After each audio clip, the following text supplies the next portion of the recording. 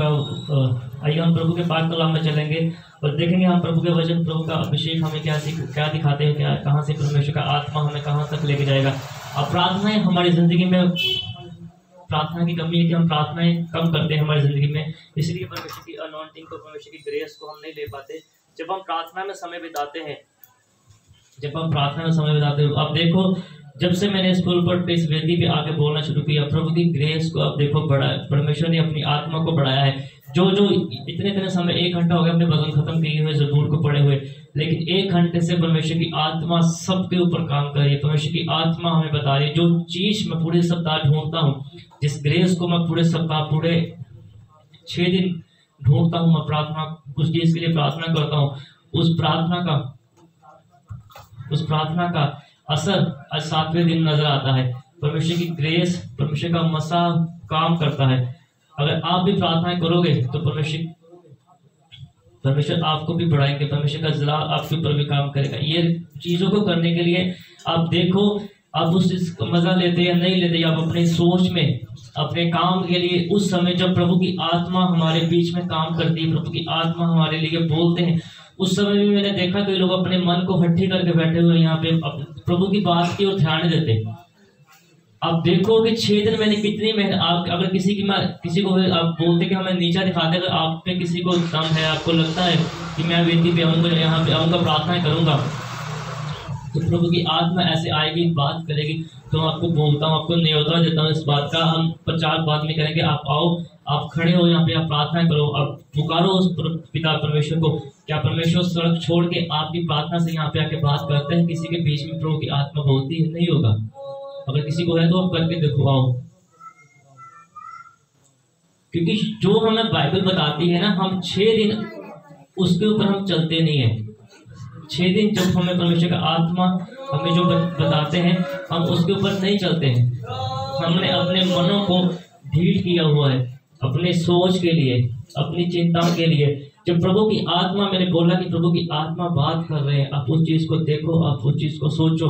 तो अगर आपने सच्चे मन से प्रार्थनाएं परमेश्वर के सामने, जब मैंने बोला कि सामने देखो, परमेश्वर की ओर देखो, प्रभु मुझे कह रहे थे कि इन लोगों को बोलो कि मैं सामने से बात कर रहा हूँ, मुझे सामने से देखो, मेरी ओर नीचे मत रहो। क्योंकि हम सब परमेश्वर के बेटे और बेटियां हैं, हम परमेश्वर के मूल लिए हुए बेटे और बेटियां हैं। तो जो प्रभु का आत्मा आता है, किसी के बीच में भी प्रभु का आत्मा बात करता है ना, उसकी ओर देखो, आंखें बंद रखो या आंखें सामने करो। क्योंकि हमारी आंखें बंद है लेकिन प्रभु की आंखें खुली है। प्रभु हमें देख रहे हैं। हमारी आंखें बंद है लेकिन प्रभु की आंखें खुली है, प्रभु हमें देख रहे हैं। तो उस चीज का मजा लो, उस चीज का मजा लो। एक समय आएगा परमेश्वर मेहरबान होंगे आप पे। परमेश्वर दुपट्टा से जो मैंने गुस्सा आता, पता क्यों? जो जनानियां शेरवानी बंदे बंदे ना, इत्थों पाप भी खराब हो जाए ना, उन्होंने बार बार इदा करते हैं। जो शेरवानी ना, इत्थों शेरवाने, जो चुन्नी आती इतनी होंगी अद्धी। पढ़ो, मुझे लिखा कि वाल घटा दो, लेकिन तरीका है चुन्नी ले आंदा, वाल घटा दो, उसका लगा दो वाला। जब दुनिया को दिखाने के लिए यहाँ से कंघी करते हो, तो प्रभु को दिखाने के लिए यहाँ तक दुपट्टा क्यों नहीं चाहिए ना? जब हम घर, इतने दिन साल से हम चर्च में चल रहे हैं, चर्च में बैठ के हमें परमेश्वर का निरादर करते हैं, परमेश्वर की वाचा का आदर नहीं करते, तो परमेश्वर को क्या जरूरत है सड़क छोड़ के हमारे पास आने की, हमारे आदर करने की, हमारी बात मानने की? जो बाइबल कहती है ना, उस चीज का हम प्रचार करते हैं, उस चीज को ध्यान में रखो। तो हम थे कि वहां पे कि जब परमेश्वर की आत्मा हमसे बात करती है, सामने परमेश्वर का आत्मा आता है, बात करते हैं ना, उसकी ओर एक नजर लगा के रखो। परमेश्वर से मांगो कि परमेश्वर आप दया करो, आप कृपा करो, जो आप उसके लिए बोल रहे हो, उनके लिए बोल रहे हो, आप मेरे ऊपर दया करो, आप मेरे लिए बोलो। एक प्रोफेट, एक पास्टर आपके लिए बोलेंगे वो बात अलग है, आपको भविष्य के लिए बोलेंगे वो बात अलग है, लेकिन जब प्रभु का आत्मा आपके बारे में बोलेगा ना, आपको भी कॉन्फिडेंस होगा। कई बार कोई पास्टर को प्रॉफिट बोलते ना, तो बोलते कि हम पंजाबी में कहते कि साढ़े नाल आके गल की प्रचार किया जैसे। लेकिन अब देखो, मैं तो यही कहूंगा कि हमने परमेश्वर को, है ना, कितना खुश करके रखा हुआ है। ये थोड़ा कि हर बार मैं बोलता हूँ, ये कोई नॉर्मल बात थोड़ा थी, हर बार मैं वेदी पे आऊँ, मैं बोलूँ, प्रभु आए तो बातचीत करें। प्रभु, मैं सचमुच वो चीज को देखता हूँ। मैंने बात की, मैंने सोचा, मैंने कहा प्रभु इतनी उम्र हो गई, है ना, कब ये लोग सुधरेंगे, कब पैसे आएंगे, कब कुछ होगा, कब चर्च लेंगे, कब कहाँ पे जाएंगे, क्या करेंगे। तो अगर आपने सुना कि नहीं सुना, लेकिन प्रभु ने मुझे शुरू में अभी जब प्रार्थना हमने की, तो प्रभु ने बोला कि तू डगमगा मत, तू घबरा ना, मैं वो चीज करूंगा। मैं आपके लिए नहीं सोचता हूँ, अपने लिए सोचता हूँ कि इतनी उम्र होगी, कितना समय प्रभु इस्तेमाल करेंगे और मेरी उम्र कितनी है। मैं ये सोच रहा था, क्योंकि आपको तो 25 साल हो गए, आप वहां के वही हो, आप ना सुधरने वाले हो ना बढ़ने वाले हो। लेकिन जो ग्रेस मेरे ऊपर है, मैं उसके बारे में देखता हूँ, उसके बारे में सोचता हूँ। बात की पहले मैं कहा प्रभु इतनी उम्र हो गई है और मेरी उम्र और कितनी है, क्योंकि मैं भी आया हूँ धरती से, मैं भी वापस जाऊंगा, मैं भी मरूंगा, मेरी भी मृत्यु होगी। और उस समय के बीच में अब इतना समय मैंने गुजार दिया, इतनी मेरी उम्र हो गई है, लेकिन जिस मुकाम पे मैं चाहता हूँ अपने आप को, जिस प्लेटफॉर्म पे मैं अपने आप को देखता हूँ, वहां पे मैं नहीं अभी तक पहुंचा। तो मैं प्रभु से वो बात कर रहा था पूरा सप्ताह कि प्रभु मुझे आप बताओ कितना मेरी एज है और कितने साल में और जीवित रहूंगा, क्या मैं उस मृत्यु का स्वाद चखूंगा या मैं ऐसे ही ऊपर उठा लिया जाऊंगा। और बीच में जो समय होगा, अब कितने समय से कितने समय तक मुझे उस लेवल पे इस्तेमाल करोगे जो आप चाहते हो कि लोग आएंगे, ऐसा होगा वैसा होगा। ये सप्ताह मैंने इसी चिंता में ये प्रार्थना की, इस सप्ताह इस चीज में मैंने प्रभु से पूछा कि इतनी उम्र है, कितनी उम्र में आप उस चीज को शुरू करोगे, कितनी उम्र में वो चीज खत्म होगी, क्योंकि प्रभु का काम है बढ़ेगा। अगर मैं जीवित रहूंगा, जब तक जीऊंगा तब तक करूंगा, उसके बाद मृत्यु हो जाएगी, उसके बाद कौन करेगा। अगर मृत्यु नहीं होगी, ऊपर उठा लिया जाऊंगा, तो उसके बाद भी वो प्रभु का काम कौन करेगा। लेकिन आपको चिंता पता किस बात की होती है? सिलेंडर खत्म होने वाला, किस्तें जाने वाली है, आपको चिंता इस बात की होती है। बाइबल बोलती है कि सारा बोझ मेरे ऊपर डाल। जब आप उसकी ओर देखोगे ना, तो वो आपके घर की एक एक नुक्कड़ की ओर परमेश्वर देखेंगे। हालेलुया। आपने सिर्फ परमेश्वर की ओर देखना है, परमेश्वर ने आपके घर में एक एक नुक्कड़ की तरफ देखना है। कहाँ पे वो कोकरेच है, कोकरेच ये मतलब का कहाँ पे पाप है, कहाँ पे गंदी सोच काम करती है, परमेश्वर उसको साफ करेंगे, परमेश्वर की आत्मा उसको साफ करेगी। किसी के घर में से मैं गया, रात को मैंने वहां पे गया तो देखा वहां पे इतना बड़ा ऐसे ना वो सांप था, तो लोग डर गए। तो मैंने उनको विश्वास से बोल के आया, मैंने कहा प्रार्थना करना रात को रोज, और जहाँ पे चलकर छट्टा देना।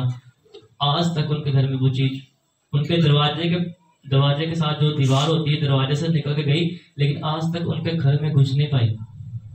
ये होता है बोलने से अभिषेक, जिसपे मैंने 2-3 सप्ताह से मैं प्रचार कर रहा हूँ कि प्रभु ने बोला वो काम हो गया। लेकिन उस चीज के लिए प्रभु ने भी प्रार्थना की रातों को, उस अभिषेक को अपने साथ जब प्रभु चलते थे तो वो ग्रेस प्रभु परमेश्वर के साथ चलती थी, उसके लिए परमेश्वर ने भी रातों को घंटों प्रार्थना की। थोड़े समय पहले एक मैंने वीडियो देखी फेसबुक पे, तो जो बोलेगा मैं उसको सेंड कर दूंगा। उन्होंने वहां पे दिखाया बहुत बड़ा, बहुत पंजाबी के अंदर मोटा ऐसे मोटा वो पहाड़ था, जिसके ऊपर परमेश्वर घुटने टेक के प्रार्थना करते थे। आप लगा लो यहाँ से, इससे इतना होगा, इतना ऊंचा वो पहाड़ मैंने देखा फेसबुक पे, जहाँ पे उन्होंने दिखाया कि परमेश्वर जी प्रभु यीशु मसीह खुद जाके घुटने टेक के प्रार्थना करते थे। तो हमारे पास तो दरियां हैं, नीचे गद्दे बिछे होते हैं, अगर बिस्तर पे कोई लोग दुआ करते हैं तो कितनी आराम से दुआ करते हो। पहाड़ उस समय ऐसे नहीं होता था कि दरी वहां पे पिछाओ, एकांत लोग ढूंढते थे, यहाँ पे शांति हो, वहां पे पीस हो, कि हम सीधा परमेश्वर से संपर्क बना सके, हम सीधा परमेश्वर से बात कर सके। तो मैं देख के हैरान हो गया उस समय को, खुला स्थान था से। गर्मी में गर्मी भी लगती होगी वहां पे, कोई मैंने देखा वहां पे कोई पेड़ नहीं है, वहां पे कोई पेड़ नहीं है कि गर्मी में बैठेंगे तो हमें हवा आएगी, पसीना नहीं आएगा। हम प्रार्थना करने बाद में बैठते पहले पंखा ऑन करते हैं, गर्मी लग रही तो फ्राटा लगा लो, कूलर लगा लो, एसी लगा लो। और दूसरी चीज मैंने सोची उस वीडियो को देख के कि इतना खुला है, जब वहां पे तो उस समय में ऐसे जैकेटें, ऐसे कोटियां, ऐसे जैसे अलग अलग तरह की फर वाली पालो, विंड शीट लगा लो, ये कर लो वो कर लो। वहां पे तो ये समय ये चीजें नहीं होती थी, यहाँ से लेके यहाँ तक डालते थे लंबा लंबा। तो अब देखो वहां पे प्रभु ने सर्दी में बैठ के भी प्रार्थना की होगी। जो प्रभु के चेले, जो पास्टर बने, भविष्यवक्ता बने, प्रेरित बने, रसूल बने, उन्होंने भी वहां पे ऐसे प्रार्थना की होगी। मैं देखता हूँ हमेशा कि हमारी कमी कहाँ पे है। लोग ढूंढते हैं कि हमें अच्छा क्या है। मैं प्रार्थनाएं जब करता हूँ, जब पूरा सप्ताह, अभी प्रभु ने बोला कि तू काम पे रहता है तो मैं तेरे साथ चलता हूँ। क्यों? इतनी दुनिया है, करोड़ों अरबों लोग हैं, लेकिन प्रभु क्यों मेरे साथ चलते हैं? क्योंकि प्रभु की रजा में मैं खुश रहता हूँ। प्रभु जैसे चलाते हैं, जैसे प्रभु का आत्मा मुझे बोलता है, मैं काम पे भी वैसे रहता हूँ। पाप से दूर रहता हूँ, गलत कामों से दूर रहता हूँ। इसीलिए परमेश्वर की आत्मा काम में भी मेरे साथ चलती है। हालेलुया, है ना। नहीं तो प्रभु अगर गलत रहे, इंसान परमेश्वर की वचन के अनुसार ना चले, तो प्रभु की आत्मा साथ नहीं चलेगी। तो देखो कि प्रभु ने कैसे हमारे लिए दुख उठाए। आज थोड़ी सी सर्दी है, जैकेट है, मफलर है, शॉल लेके, मुझे समझ नहीं आती कि क्यों नहीं सहते हम परमेश्वर के लिए, क्यों नहीं सहते। इतने साल अपने लिए जिए, अपने बच्चों के लिए जिए, अब जो समय है जिंदगी का, वो समय परमेश्वर के साथ क्यों नहीं बिताते। क्या परमेश्वर ने हर चीज को हमारे लिए नहीं सहा? परमेश्वर ने, मैंने कई बार प्रचार किया कि परमेश्वर ने दोनों मौसम को सहा। जब फास्टिंग करते हैं अप्रैल में, कितने गर्मी होती है वहां पे, जब परमेश्वर ने क्रूस को उठा के लेके गए परमेश्वर, और क्रूस के ऊपर अपने आप को बलिदान कर दिया मेरे पापों के लिए, आपके पापों के लिए। और जब परमेश्वर इस दुनिया में आए तो उस समय सबसे ज्यादा सर्दी होती है, दिसंबर में। प्रभु ने करके दिखाया, हम सहते नहीं अपने अपने घोड़ों में। अगर ट्रेन पकड़नी हो तो 5 बजे, 4:30 बजे, 4 बजे स्टेशन पे होते, टिकट लेने की सीट मिल जाए, इतना लंबा सफर बैठ के कैसे बिताएंगे। लेकिन जब परमेश्वर का समय आता है, परमेश्वर के घर में बैठने का समय आता है, तो मर्जी से आते हैं और बोलते हैं कोई बात नहीं, पीछे बैठ जाएंगे, ऐसे कर देंगे, पास जी उसने कुछ क्यों बोलना है। पास्टर को जरूरत आपकी, आप सोचते कि जरूरत है, जब पास्टर फोन करते तो हम फोन भी नहीं उठाते, फोन भी मर्जी से उठाते, बात ही नहीं करते। फिर देखते हैं कि पहले पास्टर साहब जान से कि बोले कि हम ना बोले। जब इंसान झुकता नहीं, जिसको परमेश्वर ने ठहराया है, आप उसके सामने नहीं झुक सकते, तो परमेश्वर के सामने आप कैसे झुकोगे। बाइबल में लिखा है कि बिना परमेश्वर के कोई पिता के पास नहीं पहुंच सकता। वैसे ही बिना दास के, बिना अगुवे के, बिना पास्टर के, बिना अपोस्टल के, बिना रेवरेंड के, बिना प्रॉफिट के परमेश्वर के पास कोई नहीं पहुंच सकता। यदि आप उसको दुखी करते रहते हो ना, तो आप उसको दुखी नहीं करते, आप परमेश्वर को दुखी करते रहते हो।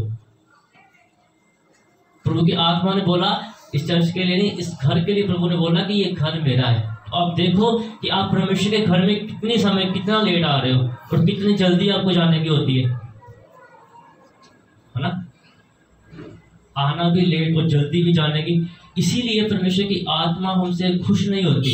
जब बाप बेटे से खुश नहीं होता ना, तो वो 10 रुपए मांगते हैं तो वो 5 रुपए देते हैं। अगर बाप खुश रहे ना, तो बच्चा 10 मांगे ना, तो बाप 20 दे देता है। इसीलिए जब हम थोड़ी बरकत मांगेंगे, तो परमेश्वर बड़े बड़े वरदानों को आपकी जिंदगी में देंगे, बड़े बड़े धन परमेश्वर आपके अकाउंटों में देंगे। मुझे अभी भी वो नंबर परमेश्वर की आत्मा मुझे दिखा रही है, 78,000 मुझे नजर आ रहा है खुली आंखों में। अब 500 का नोट देखना, प्रभु आपको देंगे उस नोट से प्रभु आपके धन की जगह को, उस घराने को परमेश्वर ब्लेस करेंगे।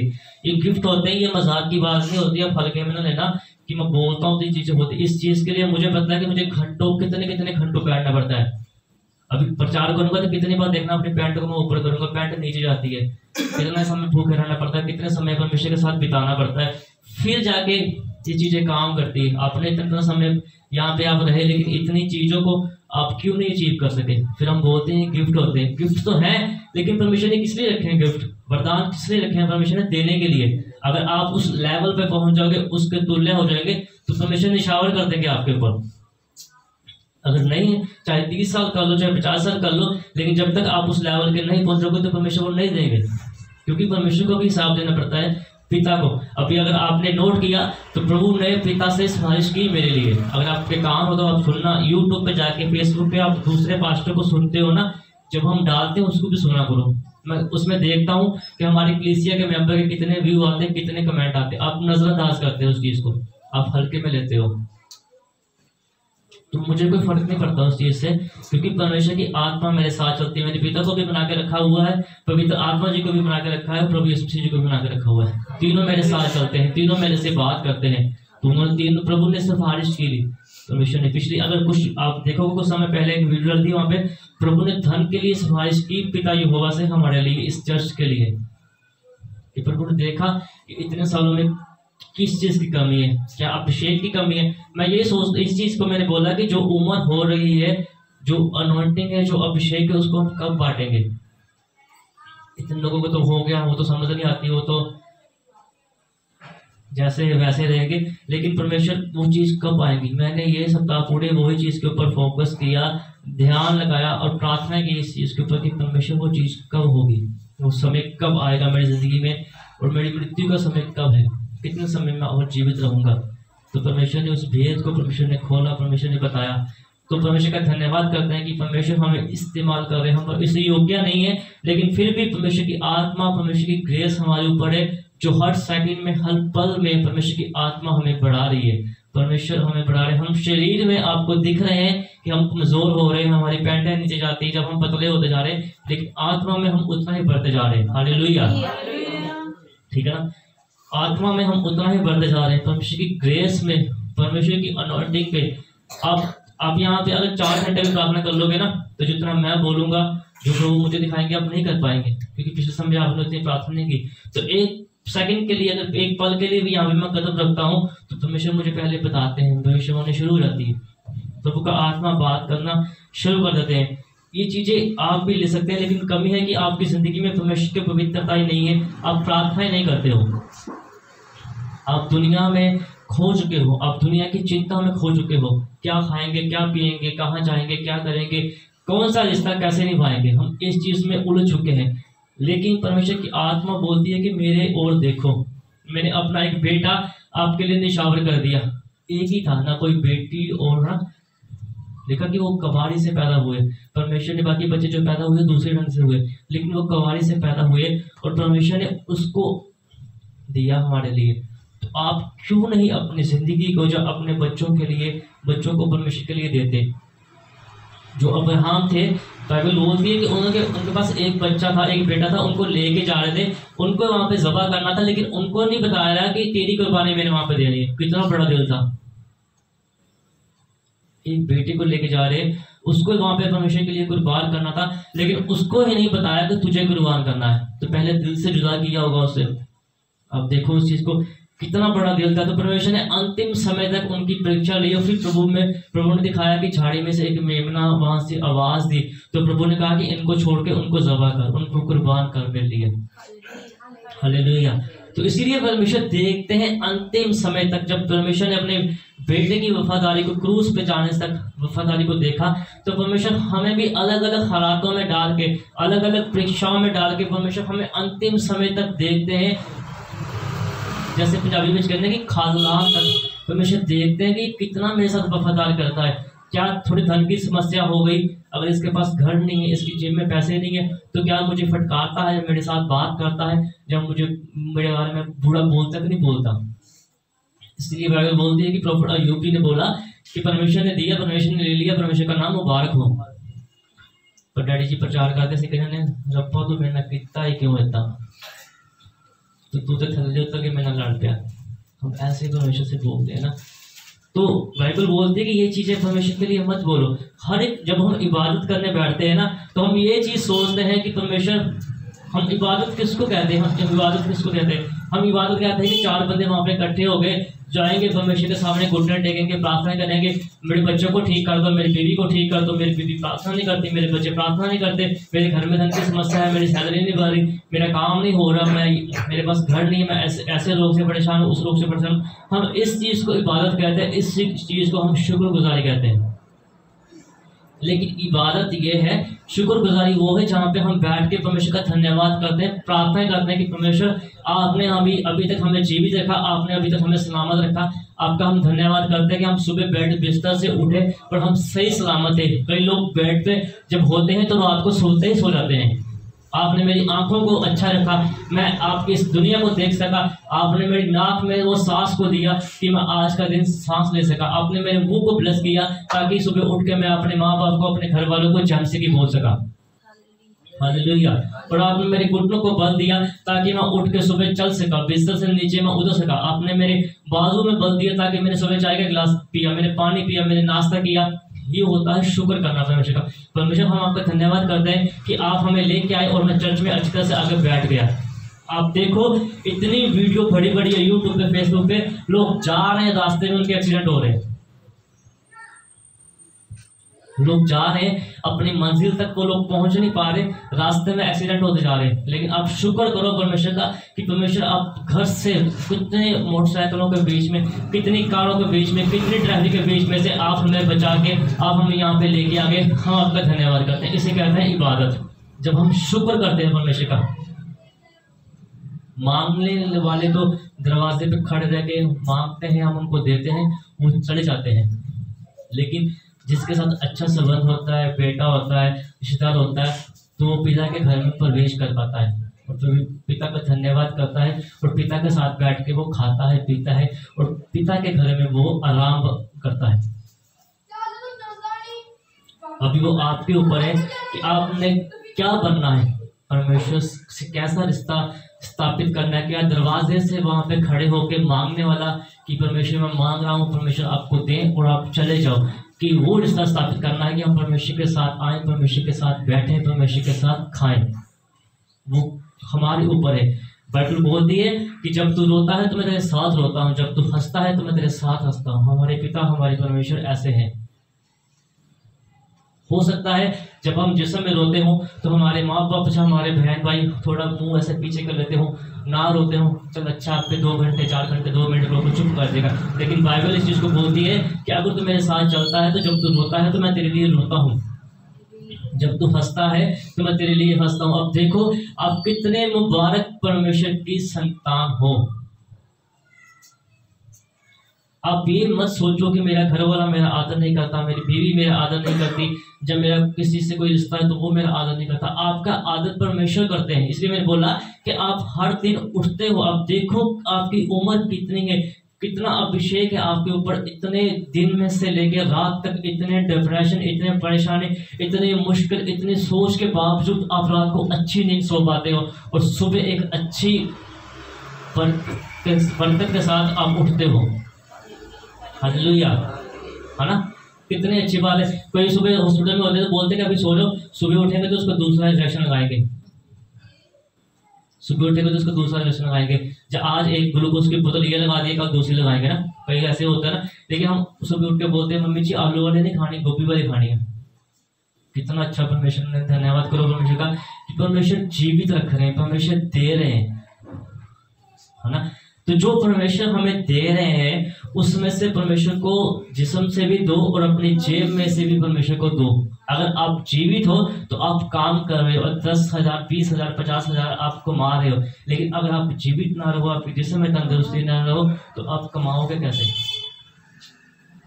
इसलिए जितना हो सके अधिक से अधिक परमेश्वर के कामों के लिए परमेश्वर की ओर अपने हाथ को बढ़ाओ।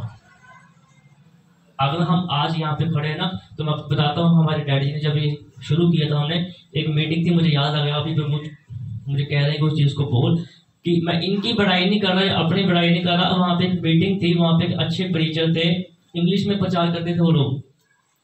तो डैडी के साथ उनकी अच्छी दोस्ती हो गई, पहले भी जाने थे। तो उन्होंने ना इनको बोल दिया कि यार अच्छा आदमी लग रहे, पढ़े लिखे, कपड़े अच्छे डाले हुए हैं। जब ये जवान थे तब की बात कर रहा हूँ, अब छोटे अखिल से भी छोटा था तब मैं। तो उन्होंने बोला कि जब मैं प्रचार करूंगा ना तो आप ट्रांजिशन करने के लिए वहां पे आना, वेदी पे स्टेज पे आना। इतना बड़ा ऑफर दे दिया जब वहां पे काम कर रहे थे। तो वहां पे उन्होंने, मुझे याद नहीं कि ये बात पहले हुई है बाद में, वहां पे इन्होंने डैडी जी ने, पास्टर जी ने, वहां पे जहाँ पे दरी बिछाते थे वहां पे झाड़ू लगाया। हम बोलते कि फटाफट निकल, जो झाड़ू जो संगत की मिट्टी होती है उसको सर पे बालों पे लगाया, बालों पे वो मिट्टी पड़ी, वहां पे यानी कि सकते टोपी पालो, सकते आकालो, ऐसे ही उस पे झाड़ू लगाया, वहां पे सब किए। तो उन्होंने देखा उस चीज को, तो उन्होंने बोला कि आप ऊपर आके मेरे साथ जब मैं प्रचार करूंगा तो आप उस चीज का अनुवाद करना। आज वहां से लेके शुरू हुआ जब हम यहाँ तक पहुंच गए। परमेश्वर 1 2 तीसरी पीढ़ी को भी इस्तेमाल करने के लिए परमेश्वर बोलते हैं कि मैं इस्तेमाल करूंगा। एक बूटा लगाया, उसकी अच्छी तरह से परवरिश की, उसकी छांव में पता नहीं कितने परिवार बैठ के काम आगे फल रहे हैं, फूल रहे हैं। लेकिन हम हमारी अपनी चिंताएं नहीं खत्म होती। पंजाबी में साढ़े अपने से आप नहीं मुकते। कितनी बार मैं यहाँ पे आया, मैंने बोला कि टेस्टिमनी दो। अगर आप टेस्टिमनी देते ना तो आज ये चर्च बड़ा होता, बाहर तक लोग खड़े होते। जहाँ पे आप जाते हो, बात करते हो, किसी से कोई सामान लेते हो, अगर आप उसको प्रभु के बारे में बताते, 10 को बताते तो क्या एक भी ना आता? इस सब जगह बड़ी होती है। लेकिन आप सोचते नहीं, आपको जल्दी अपना काम करो और जाके रजाई पकड़ो या बिस्तर पकड़ो और ले जाओ, है ना? तो जब आप इस ढंग से परमेश्वर के लिए नहीं सोचते तो परमेश्वर आपके लिए कैसे सोचेंगे ना? जो समय 6 दिन हमें परमेश्वर देते हैं, मेरा काम करो। बाइबल बोलती है 6 दिन तू काम कर, 7वां दिन विश्राम कर, 7वें दिन तो मेरे पास आ। ना हम 6 दिन प्रभु का काम करते हैं, ना 7वें दिन भी आते हैं मीटिंग में, और तब भी हमारे दिल में होता है फटाफट दुआ कर दो, हमने उसकी शादी बचाना, हमने उसकी शादी बचाना। जो 7वें दिन प्रभु को निराश करते हैं, कभी सुख नहीं जिंदगी में ले पाते। जो इबादत का समय में से किसी और के जगह पे जाते हैं तो कभी सुख नहीं ले पाते, क्योंकि वो समय परमेश्वर ने दिया है कि ये जब मैं हूं, जब मैं नहीं था तब भी लिखा इस वचन में कि 7वें दिन तू मेरे पास आ, वो समय मेरा है, तू मुझे दे। और यदि हम उस आज्ञा को नहीं मानते तो हम परमेश्वर को दुख देते हैं। जब माँ बाप को भी दुख देना, वो भी चांटा मार देते हैं, लाठी से मार देते हैं, तो हम तो उस पिता को दुख दे रहे हैं अपनी खुशियों के लिए, अपने रिश्तों के लिए, वहां पे निभाने के लिए, शादी भी जाना है, वहां पे करना, ये करना, तो परमेश्वर कैसे खुश होंगे ना हमसे। जो परमेश्वर का समय है, बड़ा जरूरी है कि वो समय हम परमेश्वर को दें, चाहे जैसे भी दो, लेकिन वो समय परमेश्वर को दो। परमेश्वर के सामने डर का, परमेश्वर का भय मानो, कांपते हुए डरते हुए परमेश्वर के पास में आओ। और लिखा कि दंडवत तू मुझे कर और मेरे भय को तो अपने दिल में रख। यदि हम अपने भय को, परमेश्वर के भय को अपने मन में रखते हैं, तो परमेश्वर की बड़ी बड़ी बरकतें, बड़ी बड़ी रहमतें हमारी जिंदगी में परमेश्वर की काम करती है। लेकिन जब हम परमेश्वर के घर में भी आकर ढंग से नहीं बैठते, अपने, अभी प्रभु ने बोला कि अपने पास्टर का, अपने प्रॉफिट का हम आदर नहीं करते, तो परमेश्वर हमारा आदर कैसे करेंगे, परमेश्वर हमें कैसे बढ़ाएंगे। कभी भी हम नहीं बढ़ पाएंगे, कभी भी हम परमेश्वर की महिमा को अपने जीवन में, अपने घर के ऊपर नहीं ले पाएंगे। एक गाना हम बोलते होते हैं कि चाहे कोई भी रुस जाए, लेकिन अपन प्रभु ने नहीं रुसन जाना। लेकिन हम बोलते हैं प्रभु को रुस जाए कोई बात नहीं, 2 घंटे 4 घंटे प्रार्थना करके बाद शरीर से माफी मांग ले, मना लेंगे, मेरी मासी ना रुस जाए, मेरी चाची ना रुस जाए, मेरे रिश्तेदार रुस जाए। क्यों नहीं समझते? इतने साल प्रभु के साथ चल के भी क्यों नहीं सोचते? इस चीज का फिर अभिशाप हमारी जिंदगी में काम करता है। हमारे बच्चे आगे, उनके बच्चे प्रभु को मानने वाले नहीं होते। वो दुख होता है, घरों में कलेश होता है, ऐसी बातें बिगड़ जाती हैं। क्योंकि अगर एक समय भी किसी दास के लिए आप बुरा बोल देते हो या बुरा सोच लेते हो ना, तो परमेश्वर वहां पे लिख लेते हैं कि इसने मेरे इस दास के लिए ये बुरा बोला, ये बुरा सोचा। चाहे आप यहाँ पे मन में रखो, चाहे आप घर जाके आपस में बात करो कि वो तो ऐसे, वो तो ऐसे। प्रभु ने बोला कि तू कौन है जो उसके ऊपर दोष लगाए, मैं खुद हूं, मैं खुद देख लूंगा। लेकिन प्रभु मुझे बताते हैं कि कोई लोग ऐसे ये काम करते हैं, तो प्रभु उनको अपनी आशीष के लिस्ट में से परमेश्वर उनका नाम काट देते हैं। परमेश्वर उनको बरकत, परमेश्वर उनको आशीष नहीं करते। सो इसलिए हमें जरूरी है, हमें चाहिए कि हम परमेश्वर के साथ समय बिताएं, परमेश्वर के साथ बढ़ें और परमेश्वर में हमेशा बढ़ते जाएं। इसी के साथ जब हम इस चीज को करते हैं, तो परमेश्वर के बड़े बड़े वरदानों को, बड़ी बड़ी आशीष को हम लेते हैं।